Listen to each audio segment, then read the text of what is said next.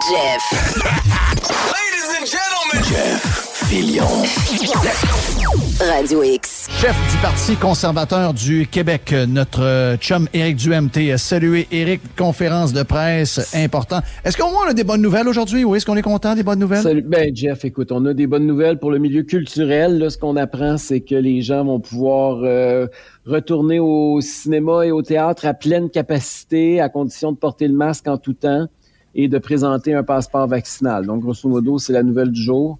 Et ce qu'on nous dit, c'est attendez-vous pas à trop de bonnes nouvelles au cours des prochaines semaines, mais on est content de faire ça pour le milieu culturel aujourd'hui. Est-ce qu'il y a eu de la pression? On a entendu, on a vu dans le Journal de Québec, puis Régent en parlait mardi, Martin Tremblay qui est sorti pour faire une sortie assez virulente, a pris également les ondes de Radio X avec Dom Moret pour y aller. Je dirais même souvent les audios sont plus marquants même que des textes écrits. C'était assez clair qu'il y avait de l'impatience. On sentait par contre du côté du Canadien, mais on n'est pas on n'est pas là en arrière des rideaux pour voir ce qui se passe, mais on avait l'impression qu'il y avait une certaine patience, mais j'ai l'impression que ça a brassé un peu et que moi je pense qu'il y a des genoux qui ont claqué là. On peut être dur envers PKP sur bien des affaires, mais quand PKP ou encore un de ses bras droits comme Martin Tremblay appelle un ministre, puis que là ça se rend jusqu'en haut, j'ai l'impression que les gars de la CAQ faisaient pas le king ben là. Non. Puis c'est clair que, gars, c'est ridicule. Là. Il était temps que ça ouvre, mais ce qui est détestable, c'est qu'on n'a pas un plan, puis qu'on n'a pas d'explication. Puis là, il annonce ça aujourd'hui, mais ça va être quoi la prochaine bonne nouvelle? Est-ce qu'il va en avoir une autre? Pourquoi ce type d'établissement-là, pas d'autres? Pourquoi maintenir le masque si tout le monde est vacciné? Puis ils nous disent que c'est des lieux où il n'y a pas eu d'éclosion. Ah, ils ont dit ça, là. La raison pour laquelle c'est comme ça dans ces établissements-là et pas, par exemple, dans les restos et les bars, il y a encore des règles? À partir de là, je veux dire, avec ce qu'ils ont dit aujourd'hui, pourquoi les restos et les bars ont encore des règles? Ben c'est ça. La raison qu'ils ont expliqué, c'est qu'il y a encore des éclosions dans les restos et les bars, mais il n'y en a pas dans des salles de spectacle. Mais encore là, on n'a pas donné de chiffres, on nous a rien dit, puis on nous a pas dit quand les restos et les bars, ça va revenir à normal. Puis là, on a évoqué que peut-être on pourrait enlever les masques. Écoute bien comment c'est sournois.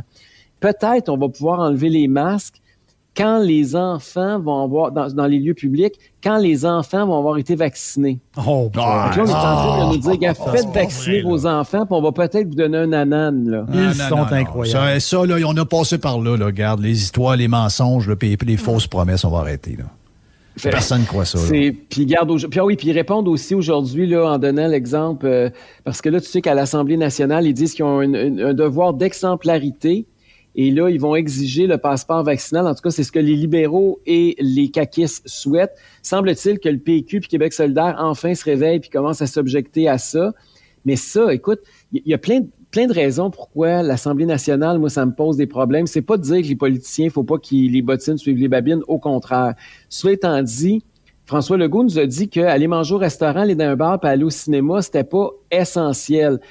Est-ce que le message que la CAQ et les libéraux sont en train de nous envoyer aujourd'hui, c'est que la démocratie, pour eux autres, c'est plus essentiel? Puis qu'est-ce que ça veut dire pour quelqu'un qui veut être candidat aux élections? Est-ce que ça veut dire que si t'es pas vacciné, t'as plus le droit de te présenter aux élections?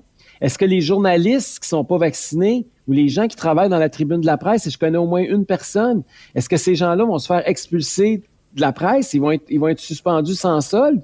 On pourra plus couvrir les travaux de l'Assemblée nationale?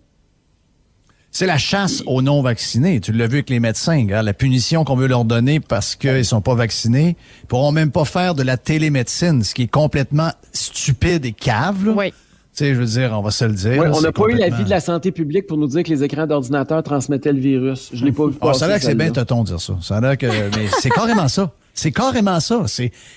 Qu'est-ce qu'il y a derrière ça? Si tu veux pas qu'ils travaillent parce que tu veux te pénaliser d'avoir des médecins qui voient du monde, regarde, so be it, c'est ta business, puis nous autres, c'est le monde qui vont payer pour.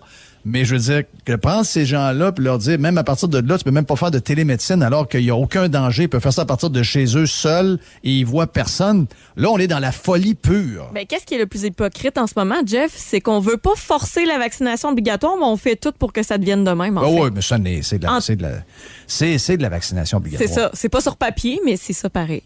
Oui, parce qu'on peut pas le faire. Mais en fait, la raison pourquoi ils veulent pas dire que c'est de la vaccination obligatoire, c'est parce qu'il y a juste un pays totalitaire où ils l'obligent. Puis ils veulent pas se faire taxer de l'être.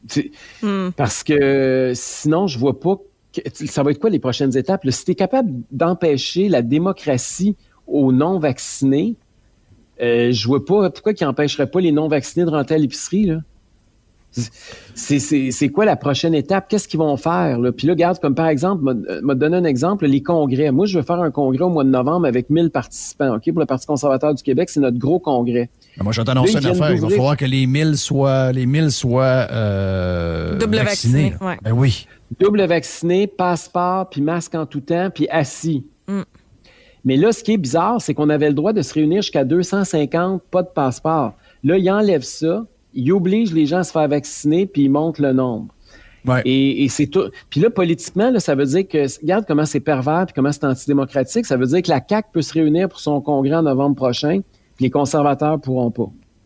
Ben, tu pourrais, à la limite, parce que cette semaine, c'est le congrès de la Fédération québécoise des municipalités, puis ils sont 750 cette semaine au Palais des Congrès. Oui, mais moi, je veux pas obliger le monde à présenter un passeport vaccinal. Ah, ouais, non, je comprends ça, je comprends. Puis, je fais quoi avec mes gens qui sont pas vaccinés? Je les empêche de participer à la démocratie? Moi, ça va contre mes principes de base. Moi, je suis un démocrate. Je suis pas comme François Legault, là. Ouais, mais on est combien de même? On est combien de gens qui ont ces valeurs-là? Mais Jeff, regarde n'importe où, n'importe quand dans l'histoire de l'humanité, quand un Parlement a exclu des gens parce qu'ils faisaient pas partie de la majorité, ça s'est jamais bien fini. Ben, je sais. Puis, mais ce que je veux dire, c'est mes que mots, là. je veux dire ce que je veux dire par là, c'est que ma question est plus. Je comprends que le politique fait. Les politiciens, c'est comme ça, là. Je veux dire, je sais que tu vas devenir politicien officiellement bientôt quand tu vas être élu, mais je veux dire, il y a des affaires des fois qu'on regarde la politique, on comprend rien. Moi, ce que j'ai de la misère à comprendre, c'est que la majorité de gens acceptent ça. Tu sais, comment on est en train de pointer tout le monde, comment on est en train... Puis je vais te dire, c'est bien des endroits, puis c'est toujours les mêmes. C'est les journalistes qui font ça, c'est les gens dans les médias qui font ça. Tu sais, je vois comment les Américains, les sportifs, les journalistes sportifs se comportent avec le 10% de joueurs depuis qu'ils sont arrivés au camp d'entraînement depuis une semaine de NBA. C'est pas beau, la chasse, là. C'est vraiment pas beau, là. Donc, t'as ça à la grandeur, puis là, c'est toujours au nom... Tu sais, le droit qu'ils se donnent d'attaquer des gens qui ont tout simplement le choix de le prendre ou pas le prendre. Je veux dire, il y a rien de... On le fait pour l'avortement, on le fait pour tout. Je veux dire, c'est les gens qui ont à décider qu'est-ce qu'ils mettent dans leur corps. Il y a rien de là-dedans qui est pour moi si spécial. Tout d'un coup, c'est non, c'est moi qui décide pour toi, puis à cause de notre système de santé, mêlé, puis c'est moi qui décide. Mais non, tu décides de rien de moi, toi. Moi, je vais décider pour moi. Moi, entre autres, j'ai décidé de l'avoir. Les gens qui n'ont pas décidé, je respecte. Puis je commence pas à faire d'eux autres, de les mettre dans une gang, puis commencer à être traité d'idiots, puis après tout ce que tu veux, puis que là, le système de santé va s'écrouler à cause d'eux autres, etc., etc. Le système de santé va s'écrouler parce qu'il y a des gens qui mangent mal, qui s'entraînent pas, qui fument, qui prennent un coup, qui prennent de la drogue, etc., puis qui font des sports dangereux, puis qui prennent des risques. C'est le même depuis le début des temps, mais là, avec l'histoire de l'hôpital, ça l'a comme donné un genre de passeport à ces gens-là de faire ce qu'ils veulent. Mais c'est souvent des gens pas de shape en passant, là, qui vont se ramasser à l'hôpital puis qui vont nous coûter cher dans les 20-25 prochaines années, by the way.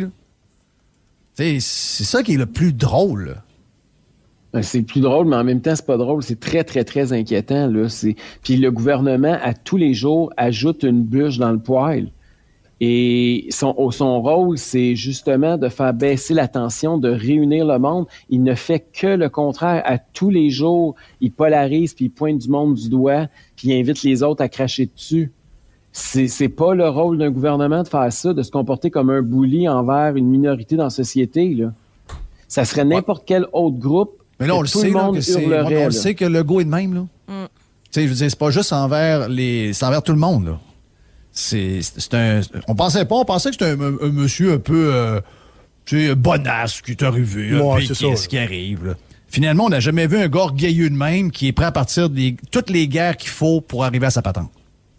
Tu sais, cette semaine, Jeff, j'ai parlé à un gars qui est un représentant des gens qui ont des problèmes, là, tu sais, qui sont sourds et muets ou qui ont des problèmes d'expression, là. Puis c'est quand même un groupe important dans la société au Québec, là. Puis c'est des gens qui travaillent très fort pour essayer de se réhabiliter. Puis il m'expliquait tous les problèmes que ça occasionne pour ce sous-groupe-là dans la société, là. Et écoute, il me donnait l'exemple d'un gars là, qui a passé 20 heures à l'urgence, pas capable de communiquer avec les médecins parce que le médecin pouvait pas enlever son masque. Lui, il lit ses lèvres, OK? Et là, on peut pas, là, les médecins ont reçu des directives, ils ne peuvent pas enlever leur masque pour leur parler. Ben là, c'est tout seul dans le bureau avec lui, il enlèvera son masque. S'il est assis tout seul avec, il enlèvera son masque. Je sais qu'il n'a pas le droit, là. Mais à un moment donné, il n'a pas le droit, là. Quand ça n'a pas de bon sens, ça n'a pas de bon sens. La personne ne m'entend pas, il faut qu'elle lit sur mes lèvres. Bon, ben, c'est mon masque.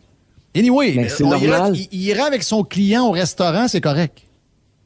Oui, il irait prendre un café à côté, puis ça, il pourrait l'enlever son masque. Ben, c'est ça, ouais, mais même la serveuse, elle n'aurait même pas besoin d'être vaccinée. Tu sais, c'est tout est incohérent, puis tout, à un moment donné, ça fait une tour de Babel, puis on n'est plus capable de vivre. Il n'y a plus rien compris.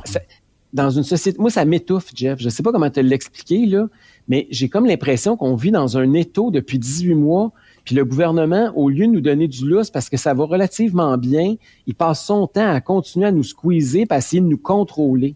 Regarde tantôt, l'histoire, c'est une bonne nouvelle, la patente des arénas puis du Canadien. Ouais. Ça aurait été quoi de dire, vous êtes assis, vous êtes double vax, on a checké votre... Les masques, enlevez-les. Ben non, pour montrer que c'est eux autres qui mènent, puis montrer encore la patente. Il y a un système de santé. Moi, j'étais écœuré de l'histoire du système de santé. Sacrement, vous auriez dû me dire quand j'avais 16-17 ans que j'allais travailler pour le gouvernement pour le reste de mes jours en faisant attention au système de santé. J'aurais peut-être pris d'autres décisions dans ma vie. Mais crif, ça aurait été quoi de dire, regarde-les, là, on vous donne une vraie nouvelle. Vous allez voir un spectacle rock au centre Vidéotron, vous allez voir le Canadien au centre Bell. Quand vous arrivez là, vous montrez votre patente, vous asseyez, vous enlevez votre masque. Puis là, je veux Non, pas. ça prend le masque d'en face. Je veux pas vous causer de commotion, là, mais pendant qu'on se parle, le bandeau à LCN, c'était party d'Halloween des risques de transmission. Fait que là, je pense qu'on vit un peu le jour de la marmotte sur l'Halloween encore. J'ai un mauvais feeling, là. J'entends pas, mais j'ai vu. Non, mais c'est parce que t'as raison, là, parce que Camille, pendant la conférence de presse, c'est aussi fait parler des rassemblements de 10 dans les maisons. Il y a des familles qui sont plus que 10 puis qui ont l'habitude le dimanche après-midi de dîner ensemble. Là. C'est ça. Il n'y a rien à comprendre. Il n'y a rien à comprendre. Ça fait un an et demi qu'ils peuvent pas le faire. Là, ils disent, comment c'est qu'au Centre Bell, ils vont pouvoir se réunir 20 000 puis que ma grand-mère, elle peut pas recevoir ses enfants puis ses petits-enfants parce qu'on est 17, là. Et là, il a dit que c'est parce que dans les rassemblements de famille, c'est beaucoup plus dangereux. N'importe quoi. Non, mais on l'a entendu, ce discours-là. C'est n'importe quoi. Je suis tannée, moi. Jerry, c'est n'importe quoi. Sur scène, les orchestres symphoniques, ils vont pouvoir être 100. Oui, ils vont être 100, eux autres. Ils vont être 100 sur scène. 100 personnes sur une scène. C'est l'orchestre symphonique. Ils n'ont pas besoin de porter le masque parce qu'il y en a qui chantent puis il y en a qui ont des instruments avant. Fait qu'elle a dit qu'il n'y avait pas besoin de masque, la ministre de la Culture. Oui, c'est ça. Legault, il avait pas peur de ça samedi passé, hein, Jerry? C'est ça, mais justement, Legault, il veut aller à l'orchestre symphonique. C'est pour ça, lui, regarde eux autres, là. Eux autres, ça va marcher, là. Oui, ma femme s'appelle une infirmière avec un test négatif, ça, il a peur d'elle. Ouais. Oui, il a bien peur. C'est fou. Hey, thank you, Eric. On les check. Merci, bon week-end. On les check, bon week-end. Éric Duhem, il est le chef du Parti conservateur. Dernière demain de la semaine. Et le vendredi, on fait quoi? On se sac de tout demain à partir de 11h30. Hey, la gang du retour s'en vient. Et j'ai parlé avec le frère de notre ami Bob Bissonnette. Vous savez qu'il y a un nouvel album qui s'en vient. Pat va être avec la gang. Je pense que c'est aujourd'hui qu'il va être avec eux. Donc, oui, écoutez la gang du retour dans quelques secondes ici même sur Radio X. Jeff Fillion. Réécoute les meilleurs moments sur Fillion.radiox.com. Radio X.